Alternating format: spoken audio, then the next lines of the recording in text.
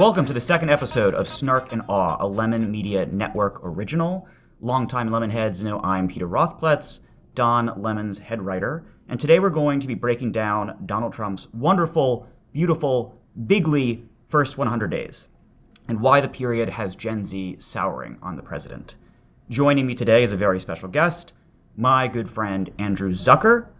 Andrew is a journalist who's written for outlets like the New York Times, Vanity Fair, and the Washington Post. He's a contributing editor at Town & Country and the host of the new podcast, The Golden Age. It's great to be here, Peter. Thanks for having me. Of course. How you doing, dude? I'm doing great. I'm so happy that you have this show. It's been a long time coming. It's been fun. It's quite the experience. Before we get started, I think I want you to talk a little bit about your beat, your specialty as a writer, because it's interesting. Can you introduce yourself to the audience? Totally. So I am a contributing editor at Town & Country. I host the Golden Age podcast for Politicon. I focus a lot of my reporting on the lifestyles of the rich and famous, wealth porn, succession core. But now, what is wealth porn? Wealth porn is what are we Robin talking? Leach... Is it R-rated? Is it X-rated? No, it's a little different than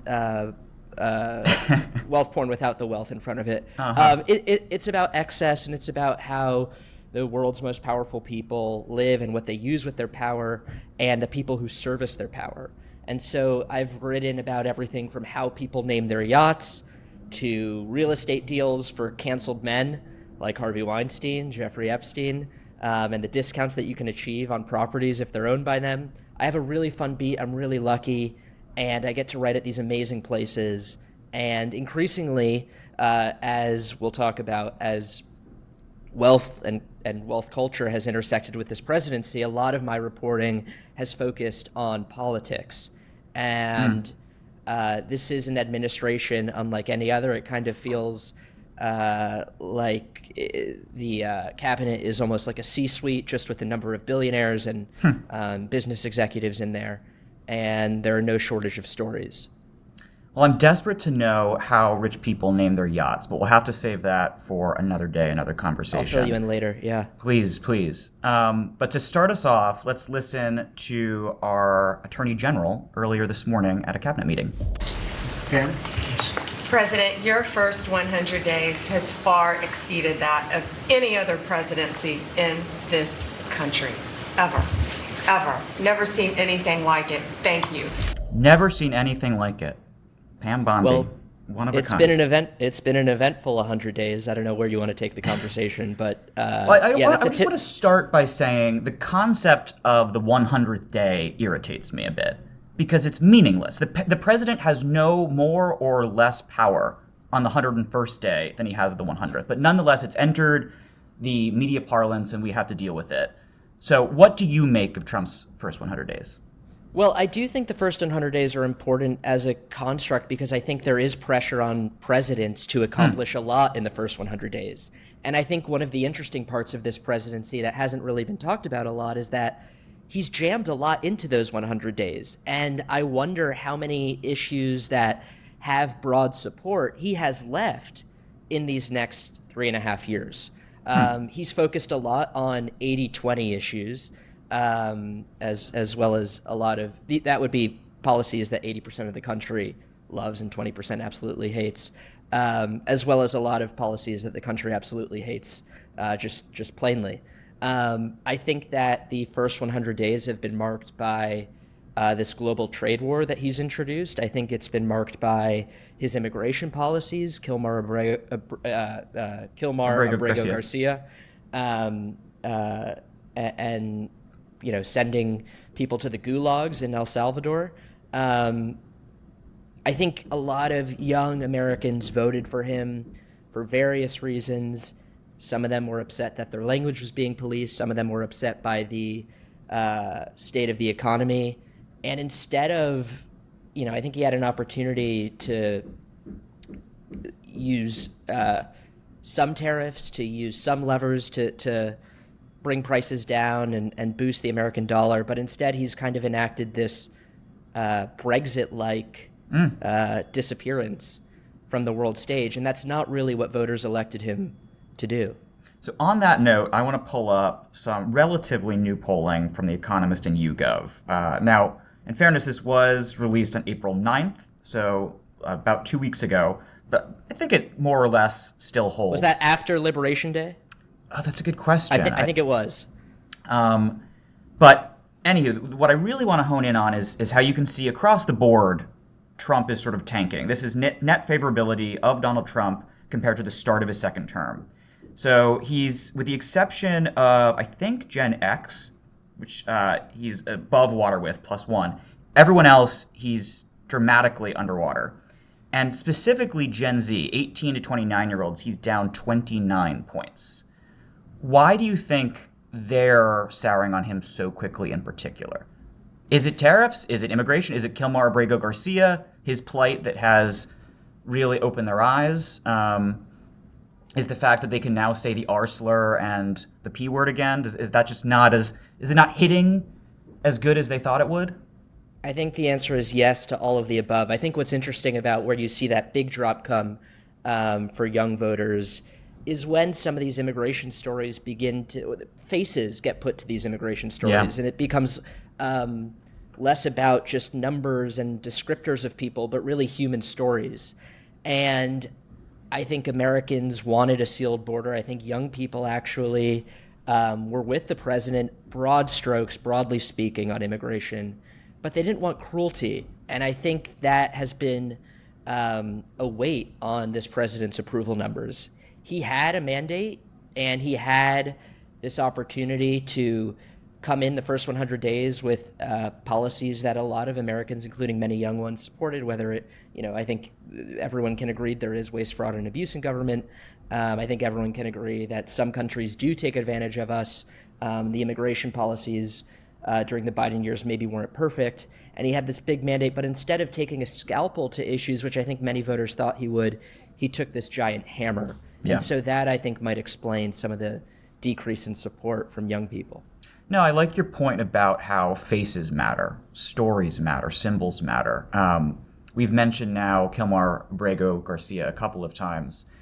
There's another man, Andre Hernandez Romero, who folks who watch the Don Lemon Show regularly will remember is the gay hairdresser who was also sent to the El Salvador Supermax prison, concentration camp, as some people call it.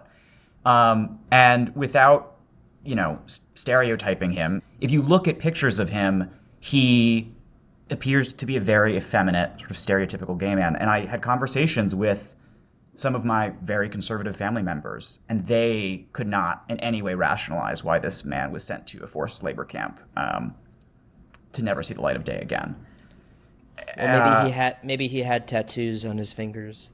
It actually was tattoos. It was granted not MS-13 on his knuckles. Yeah, but no, he had 2 crowns with mom and dad, right? And that was apparently what sent him to the gulag. But now let's move on. Go ahead. And just quickly, there's a new case that I think will be interesting to follow how it affects Trump's approval rating, which is the U.S. citizen who is a young child with cancer. And I think this child's mom did have the option. This child was deported with their mother, and I think the mother did have the option to keep her child in the United States or bring the child with her. She chose to bring the child with her. But the more stories that you get that are heart-wrenching and make you really question, is this a good idea? I think that will play a big part in the Democrats' strategy to try to take back the House and reassemble and reconfigure the image of their party. I want to pull up one more poll. Folks who watched the show last week, I chatted with Cameron Kasky, will remember this. This is also from early April. Yale put together a poll that shows that there is a sharp age divide emerging within Gen Z. Gen Zers who are between the ages of 18 and 21 lean Republican +12. Gen Zers between the ages of 22 and 29 lean Democrat +6. So, Andrew, when Cameron and I were talking about this, we discussed how there could be a lot of things at play here. The 22 through 29ers are already in the job market. They are feeling the effects of the Trump tariffs and just how the economy is cratering. Also, the younger Gen Zers are sort of more, not online per se, but they're digitally native, so to speak, to TikTok. Whereas the older Gen Zers are native to Instagram and other apps that have not necessarily cooked their brains in the same way. What do you think's going on here? Why are the older Gen Zers souring on Trump far faster than their younger counterparts? Well, TikTok, I think, plays a huge role that can't be discounted. And I think that if you look underneath the hood at some of their algorithms, I wouldn't be surprised if they're feeding more right-tinged, right-leaning content to people in the hopes of trying to please Republicans in office who can maybe save TikTok in the United States without having to sell to a U.S. company. So that's one thing. Rachel Janfazza, our mutual friend, has been brilliant on this issue of this divide between Gen Z and why their support between Republicans and Democrats is so starkly different when you hit that 21, 22-year age. And I think it's because for 18 to 21-year-olds, they went to middle school and high school during COVID, during a time when many blue governors and sometimes even Biden himself enacted policies that made it really tough to socialize with friends. And they viewed the government as the bad guy because all they wanted to do was get rid of their mask and go to school and go to prom. Their prom was canceled. And so I think it's probably something closer to they are, railing against the authorities who tried to keep them down. I don't think it has anything to do with policy. I think that they found Republicans and what they found in Republicans and what they found in Trump is someone and a party, that I think allows them to just be more themselves without fear of policing. They don't have to self-police and they can say the P word and the R slur again. Right. At least they feel that way. This has been wonderful table setting, but now let's get into the real reason why I wanted to have you on. Back in January, there was a cover story for New York Magazine that made some major waves. It was titled, as you guys see, The Cruel Kids Table. And it talks about the young right, how they feel, who they are.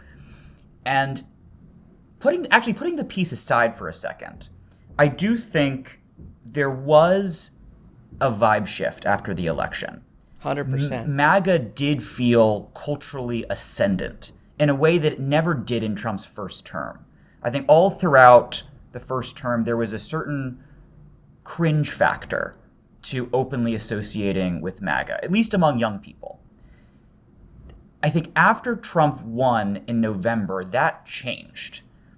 And I don't know, I'll pick your brain about this. I'm not sure if it's the normalization factor where it's just been around for so long now that the cringiness has faded away, or if it's maybe the fact Trump won the popular vote for the first time and that's given folks license or the feeling of license to embrace MAGA more.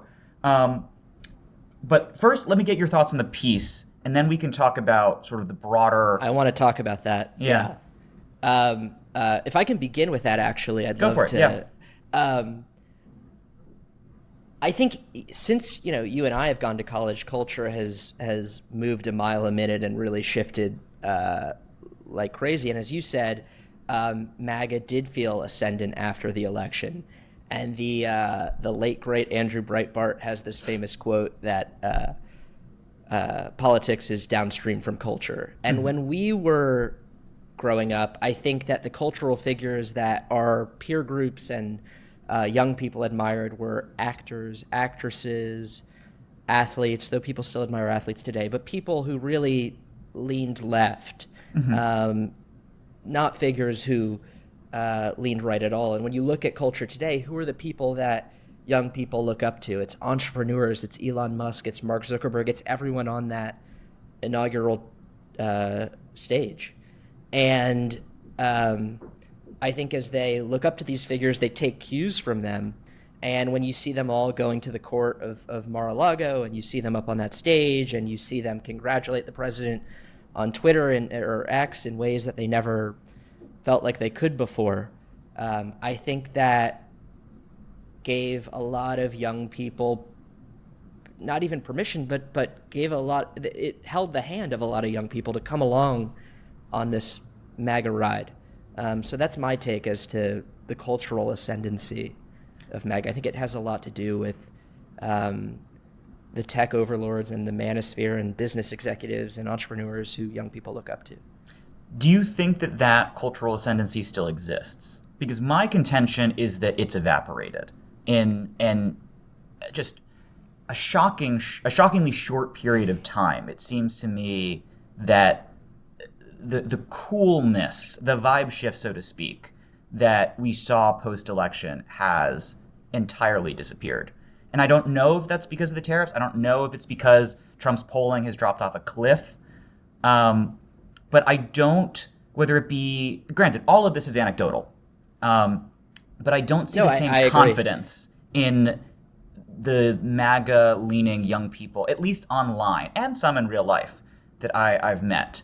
There was a certain swagger they carried for a couple of months after the election. That is gone. I agree. I think that peacocking and that kind of flaunting of their power that you're describing is no longer in culture. I do think the tariffs and the crashing economy and the global trade war actually played a big role in kind of stopping that ascendancy, because a lot of young people love day trading. They are beginning to be invested in the economy with 401ks. Now they have a long way to go, but even so, when they're reading and seeing news this is not news where it divides the public, where half the people on this side say one thing and half the people say the other thing. The economy and the trade war has been a uniting issue of Americans really questioning the purpose of it.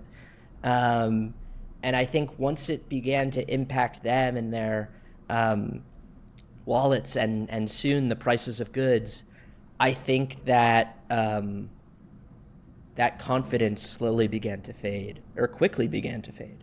Yeah, what's crazy to me is we're not even really feeling the effects yet. Correct. And Sean McCreesh actually asked an excellent question yesterday at the press briefing, which was Amazon had planned to put the impact of tariffs on consumers, that how much it would cost them, into the price of, display that price on their website so that consumers could see the cost of these tariffs. And he asked a question to Caroline Levitt, something along the lines of, doesn't that perfectly encapsulate how Americans have to absorb the cost of these tariffs?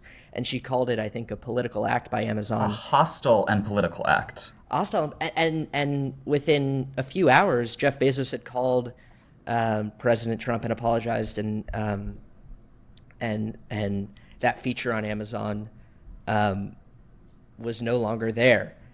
And I forget the question, but I just remember that was an important point that I wanted to bring up. Well, the best is we're getting into a bit of a tangent here, but it was Punchbowl who originally reported that Amazon was going to make this change. And in the actual Punchbowl newsletter that had that reporting, there was a sponsorship for Amazon, or by Amazon. And then Amazon put out a statement saying that the report was inaccurate. So Punchbowl's reporting on Amazon, sponsored by Amazon, is inaccurate per Amazon. Late stage capitalism. But we love Punchbowl. We love Punchbowl. Should we talk about Brock's piece? Let's do it. Yeah, please. The Cruel Kids Table, to be clear. The Cruel Kids Table. Yeah, I thought it was an excellent piece, and Brock did a terrific job, and it was a really fun, juicy piece. And I think what Brock captured was that a lot of young people at that moment in time felt emboldened to suddenly use words that they didn't feel like they could use before. I'll let you say them. I'm not going to say them. But I think it wasn't just about free speech. It was about this desire to be cruel for the sake of being cruel, or to be mean for the sake of being mean. Yeah. And that the shame as a social deterrent that usually accompanies being mean had eroded. A lot of people had just given up. I think people still have given up in terms of resistance and activism. But this idea that young people flock to Trump because they felt like they could say whatever they want. What's so interesting? I think they were already leaning conservative, and I don't think that they were Biden voters coming to Trump. I think that they had just had to police their behavior during the last 4 years, but they inherently are Trump voters. That was my take. I've alluded to this twice already on the show, joking about it, about how so often when you really press Trump voters and why they voted for him, it's because they want to use the R slur. They want. Yeah, to it's use not the about P word. policy. But what's interesting is again, I was joking about that, but not really, because in both the Cruel Kids table, the New York Magazine piece, and then also in what's now become an infamous piece for the Financial Times, where the Times reached out to a bunch of top bankers, top investors, very rich, wealthy folks. There is a screenshot from that piece that continuously goes viral on Twitter, where one top banker is quoted saying that, I'm so excited. We can finally say these slurs again. We can finally be cruel again. Was his life that difficult before? I guess so. Yeah. I guess so. Interesting, right?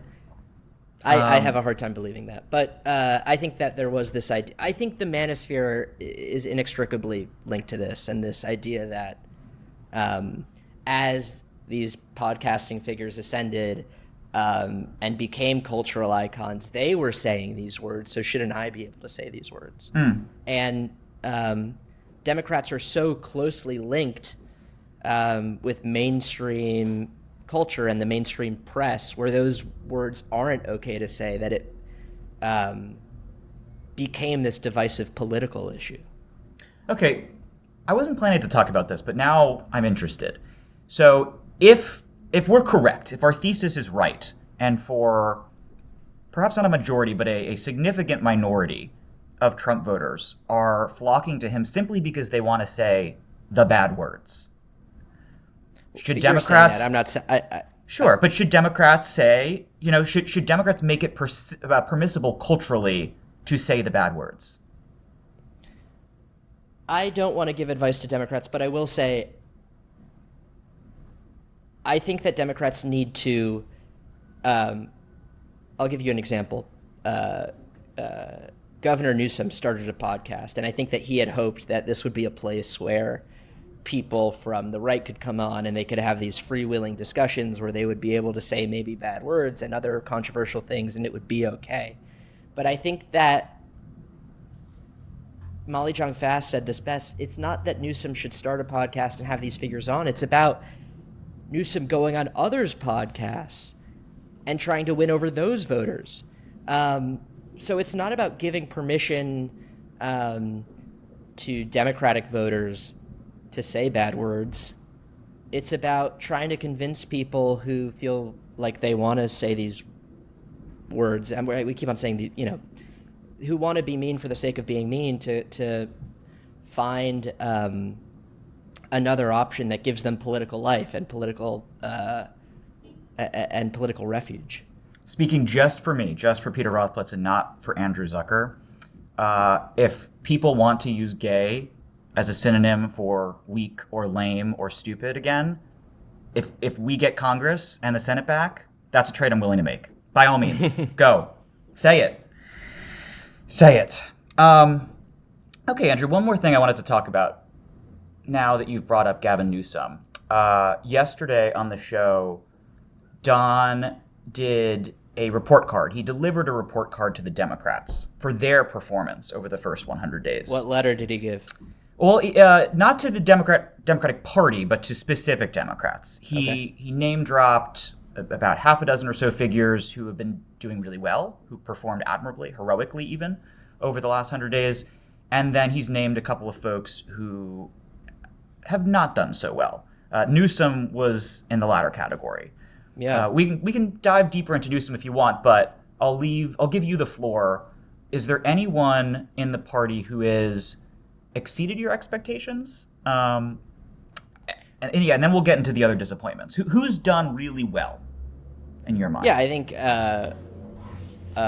objectively speaking, I think that Mayor Pete going on the Flagrant podcast seemed to be a moment and seemed to be kind of the perfect encapsulation of what Molly was saying, of how to go to the other side and try to make really great arguments and win back voters that maybe Democrats had lost. I think that Cory Booker has done an interesting job trying to really be the face of activism within the Democratic Party, which seems to, I don't know where when I was in college, activism, every day I woke up and there was a protest on campus, and that no longer seems to be the case. But Cory Booker stays up for 25 hours and filibusters on the Senate floor, and I think a lot of people, they might have made fun of him, and they might have thought he was, peacocking, but at least he did something and tried to make waves and bring attention to the Trump administration's policies that he thought weren't right. So I think that Mayor Pete, Cory Booker, I think the oligarchy tour with AOC and Bernie has been a worthwhile tour on their part, because I think that they're not in Brooklyn. They're going to Idaho and bringing out crowds of tens of thousands of people. Correct. That was crazy. And what about Coachella too? Now I don't know if AOC was there, but Bernie was there, and that created a moment. And it's so hard because we're all in our own little islands of media, but that seemed to be a moment that united a lot of those islands, and it became part of monoculture. So I think that those people, and what unites them is that even Bernie Sanders, understand new media and how to create a moment. And I think that the Democrats who are playing by the old rules are going to be left behind. Yeah. What about you? I agree with everyone you raised. I would also mention Chris Van Hollen. I think his trip to El Salvador. I agree. And by the way, defending due process and defending the Constitution, he's in this interesting position where, do you defend someone who's no angel, it seems. Right. No, I said this earlier this week. He's right on the merits, he's right on the morals, and he's been right on the messaging. Because as more comes out about Kilmore Abrego Garcia, it doesn't seem like he was the perfect guy. But guess what? It doesn't matter. The Constitution wasn't only written for angels. It wasn't just written for perfect people. It was written for folks who are flawed, for folks who make mistakes, folks who even make bad, terrible mistakes. And I think Van Hollen, from the get-go, being very clear that he is not defending the man. He's not vouching for the man. He's vouching for the man's rights and for due process. I thought that was very smart. And it shows in the polling, right? There is, not recently, I'm going to say, go back a couple weeks. There was a major debate within the party about whether or not they should be putting so much light on Kilmore Abrego Garcia. And I really credit folks in new media, folks like Tim Miller and Sarah Longwell at the Bulwark, who have said, guys, what the hell are you talking about? You can walk and chew gum. You can talk about the tariffs. You can talk about how Trump is cratering the economy and demand that we bring this man back, who the administration itself has admitted was wrongly deported from a forced labor camp in El Salvador. And they were right. If you look at public polling, Trump is now underwater by like 20 points on Kilmore Abrego Garcia. People recognize that the administration is doing something horrific here. Right. But going back to your question about Democrats who are doing well and Democrats who aren't doing too well, I'd say the other individual who has been in the headlines, unfortunately far too often recently, is Governor Gretchen Whitmer, who... Go ahead. For the wrong reasons, or for the for the right wrong reasons? Right. Yeah. I just, when do we start to admit that she is just not very good at this? I don't know if there is a single rake in America that she's seen and not wanted to step on. First, we had the Oval Office meeting about a week or 2 weeks ago where she's shielding her face with a folder from reporters as Trump is literally signing executive orders to sic the DOJ on Chris Krebs and other political rivals. And then last night, Trump holds a rally in Michigan, and instead of maybe meeting Trump on the tarmac, respecting the office, and then letting that mess play out as it will, she attends the rally and then gets pulled up on stage by Trump and is speaking alongside him. I mean, what is going on there? Is this is she counting on? I don't know. I don't know. What do you think? Listen, I think it's at this point in the 2016 election cycle, just thinking about 2028, Donald Trump had not yet emerged as the candidate that Republicans would rally around. I think it's way too early to say whether or not these moves are going to hurt her in 28. And news cycles just move so quickly now that we'll probably forget about it in a month. But there's no doubt that I think she's having an identity crisis and doesn't know what sort of Democrat she wants to be. I think her instincts were right going to the White House, and maybe you disagree, but I think they were wrong to try to shield her face and not. If you're going to go to the White House, you got to own it. Yeah, it's fun. I love the podcast Hacks on Tap, hosted by David Axelrod and Mike Murphy.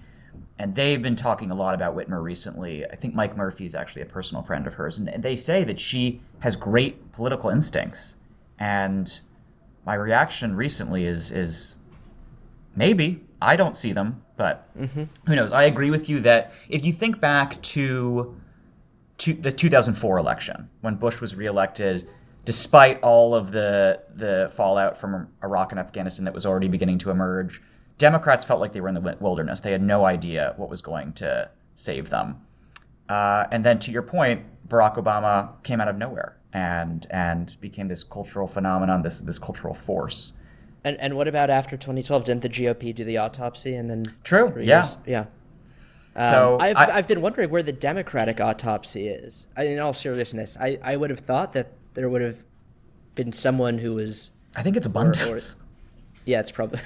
I think you're right. For folks watching, Abundance is a book that was recently published by Ezra Klein and Derek Thompson of the New York Times and The Atlantic, respectively, that's caused quite a bit of discourse online. But I think that's a topic for another show. Andrew, remind the audience where we can find your work. Listen to the Golden Age podcast with Andrew Zucker on Spotify, Apple, or wherever you listen to podcasts. And I just started a Substack. So that would be andrewzucker.substack.com. I named it Zucker creatively. I took a page from Mike Bloomberg's media playbook and decided to name it after myself. That's where I'll be sending people who read me my new pieces, as well as doing some exclusive reporting for Substack. Excellent. Well, Andrew, thank you so much for coming on. You need to come back because I must know how the rich people name their yachts. We'll talk after this. Excellent. All right. Thanks, buddy. Thanks, Peter.